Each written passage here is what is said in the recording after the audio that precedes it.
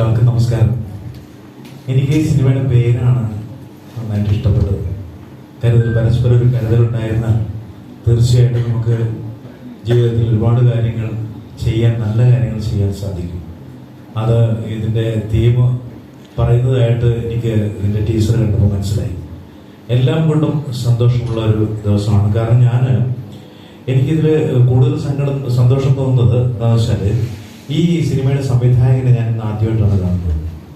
എന്നെ ഒരുപാട് തവണ ഫോണിൽ വിളിക്കുകയും പ്രതിവേണ്ട നമുക്കത് ഇങ്ങനെ ചെയ്യണം, അങ്ങനെ ചെയ്യണം, ആ ചേട്ടാ അതിന് ചെയ്താൽ ശരിയാവും എന്നൊക്കെ ചെറിയുന്ന ഒരാൾ. അപ്പോൾ ഞാൻ എപ്പോഴും വിചാരിച്ചു, ഞാൻ ചെറുപ്പം പയ്യനായിരുന്നു എന്ന് വിചാരിച്ചു. ചൂടെ വന്നപ്പോഴാണ് നല്ല തട്ടത്തിലേക്കുള്ള ഒരാളാണ്. അപ്പോൾ ഇനി എനിക്ക് ചെയ്യാൻ പറ്റുന്നത് വെച്ചാൽ, എനിക്ക് എൻ്റെ സിനിമ, എനിക്ക് 134ാമത്തെ സിനിമയാണ് ഞാൻ കരുതൽ സിനിമ പാടുന്നത്.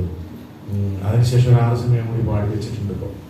അപ്പോൾ ആ സിനിമയിൽ എനിക്ക് ചെയ്യാൻ പറ്റിയ ഏറ്റവും വലിയൊരു കാര്യം എന്ന് പറഞ്ഞാൽ, ഈ സിനിമയിൽ ഒരു പാട്ടുകാരിയെ വേണമെന്നിട്ട് ജോബി എന്നോട് പറഞ്ഞപ്പോൾ ഞാൻ ഇൻട്രൊഡ്യൂസ് ചെയ്ത ഒരാളാണ് നമ്മുടെ ബിന്ദുജ. ആ ബിന്ദുജയുടെ പാട്ട് കേട്ടാൽ അറിയാം. കാരണം ഞാനൊരു സ്റ്റേജ് ഷോയിലും അതുപോലെ തന്നെ TV ഷോയിലാണ് ബിന്ദുജയെ കാണുന്നത്. ബിന്ദുജയുടെ പാട്ട് കേട്ടപ്പോൾ എനിക്ക് തോന്നി ബിന്ദുജ ഒരുപാട് കാലിബറുള്ള ഒരു കുട്ടിയാണെന്ന് എനിക്ക് മനസ്സിലായി.